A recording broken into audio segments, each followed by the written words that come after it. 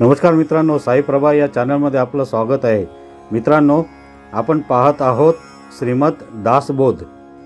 पण त्याआधी मित्रांनो आपण पाहूया श्री समर्थ रामदास स्वामी यांनी दासबोधमध्ये काय निरूपण केलेले आहे। तर मित्रांनो, माघ शुद्ध नवमीला रायगड जिल्ह्यातील तत्कालीन निबिड अरण्यात शिवथरगड येथे दासबोध ग्रंथाची निर्मिती श्री समर्थ रामदास स्वामी यांनी केली। 17व्या शतकात रचलेला दासबोध आजच्या काळातही तेवढाच परिपूर्ण वाटतो। या ग्रंथामध्ये समर्थांनी दैनंदिन आयुष्याशी संबंधित अनेक पैलूंना स्पर्श करत त्याचे विवरण केले आहे। संसार कसा करावा, संसार कसा असावा याचे नेमके ज्ञान समर्थ रामदास स्वामी यांनी दिले। मूर्खांची लक्षणे, नवविद्या भक्ती म्हणजे काय, खरे ज्ञान कोणते, वैराग्य म्हणजे काय, अध्यात्म म्हणजे काय, या नानाविध गोष्टींचा उहापोह दासबोधात करण्यात आलेला आहे।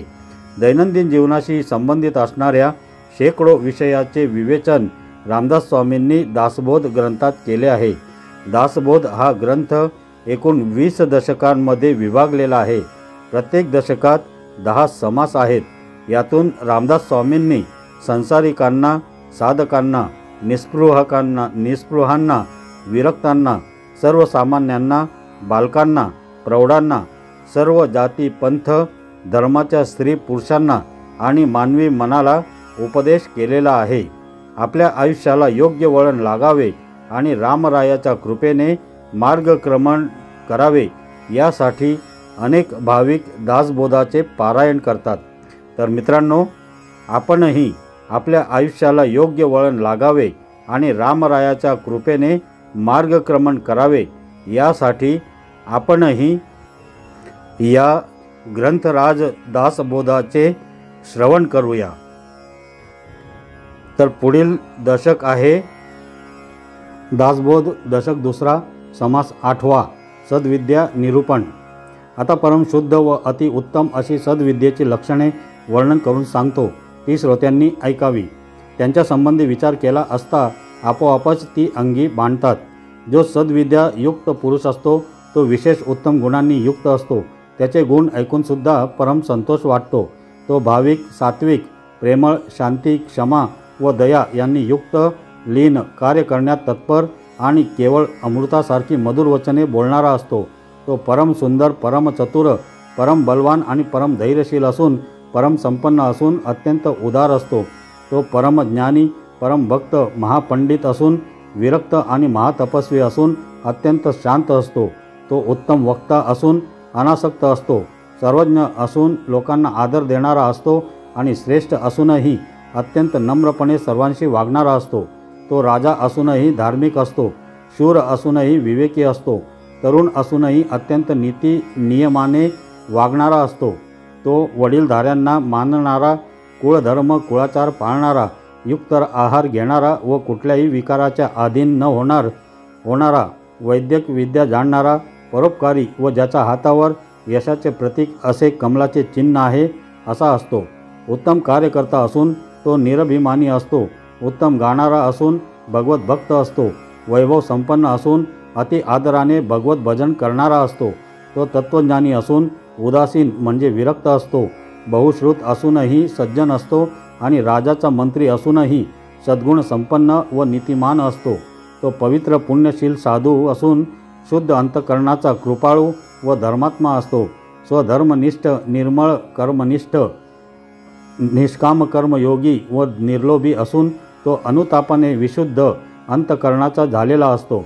त्याला परमार्थाची गोडी असते, आवड असते व प्रेमही असते। तो सन्मार्गाचे आचरण करणारा, सत्क्रिया करणारा, उत्तम धारणाशक्ती असणारा व धैर्यशील असतो। श्रुती स्मृती यांचे त्याला उत्तम ज्ञान असते। आनंदाने जीवन जगण्याची युक्ती त्याला अवगत असते। भगवंताच्या लीलांविषयी त्यास प्रेम असून भगवंताची स्तुती कशी करावी हेही तो जाणतो। तो बुद्धिमान असून व्यक्ती व वस्तूंची उत्तम पारख त्यास असते।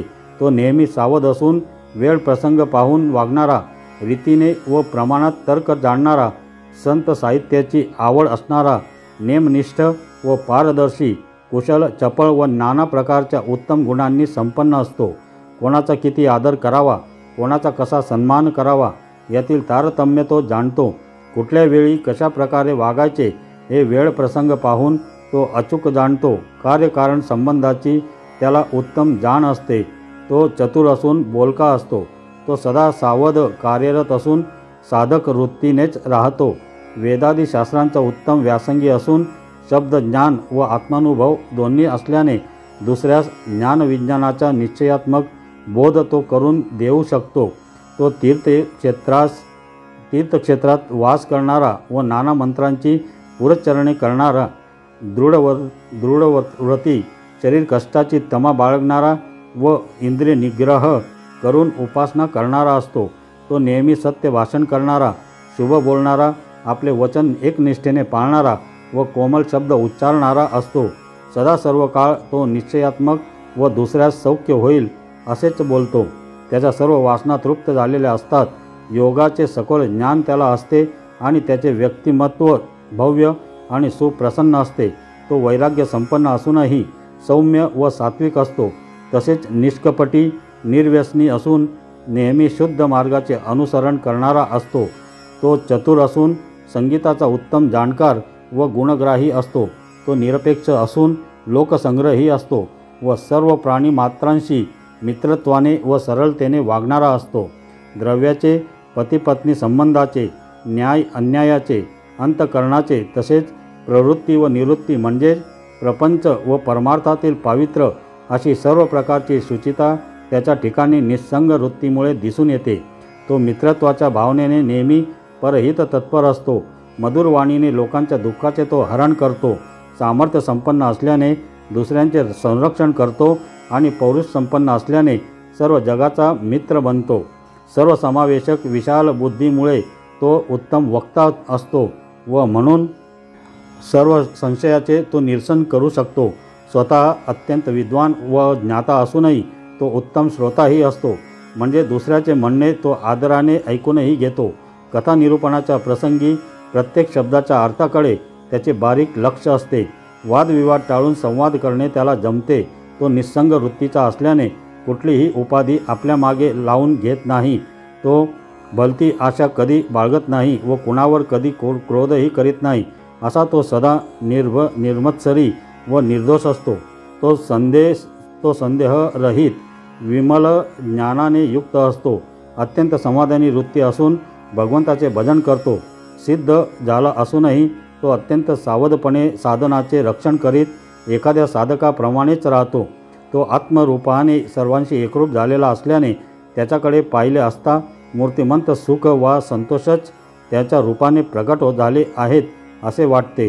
तो नेहमी आनंदी, सुप्रसन्न, स्मितहास्य ज्याच्या चेहऱ्यावर शोभत आहे असा दिसतो. तो भाग्यवंत असतो, जयवंत असतो, रूपवंत असतो, गुणवंत असतो, आचारसंपन्न असून क्रियाशील व सुविचारी असतो. तो यशवंत, कीर्तिवंत, शक्तिसंपन्न, सामर्थ्यवान, वीर्यवंत व ज्याचे आशीर्वाद सुफल होतात असा सत्यवंत व पुण्यकर्म करणाराही असतो. तो विद्यावंत, कलावंत असतो, ऐश्वर्यसंपन्न असून उत्तम लक्षणांनी युक्त असतो, कुलीन असून पवित्र आचरणाचा असतो व बलशाली असूनही दयाळू असतो. तो युक्तिप्रयुक्ती जाणणारा, गुणसंपन्न, वरिष्ठ व बुद्धिमान असून धैर्यशीलही असतो. त्याने गुरुकडून दीक्षा घेतलेली असते व तो सदा संतुष्टी असतो. त्याच्या ठिकाणी कुठलीही वासना, इच्छा, कामना उरलेली नसते व तो अत्यंत वैराग्य संपन्न असतो.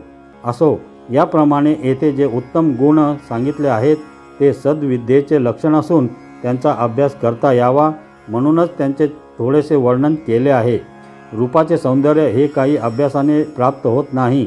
जे उपजत गुण असतात त्यात परिवर्तन घडवून आणता येत नाही. तेथे काही उपायच नसतो. म्हणून आगंतुक गुण म्हणजे अभ्यासाने ज्यांना आपण प्राप्त करून घेऊ शकतो त्यासाठी तरी काही प्रयत्न करावा. याप्रमाणे ही उत्तम अशी विद्या सर्वांपाशीच असावी असे समर्थ सांगतात. निदान विरक्त पुरुषांनी तरी अगत्याने तिचा अभ्यास करावा. इति श्री दासबोधे गुरुशिष्य संवादे सद्विद्या निरूपण नाम समास 8वा समाप्त. जय जय रघुवीर समर्थ। श्रीराम।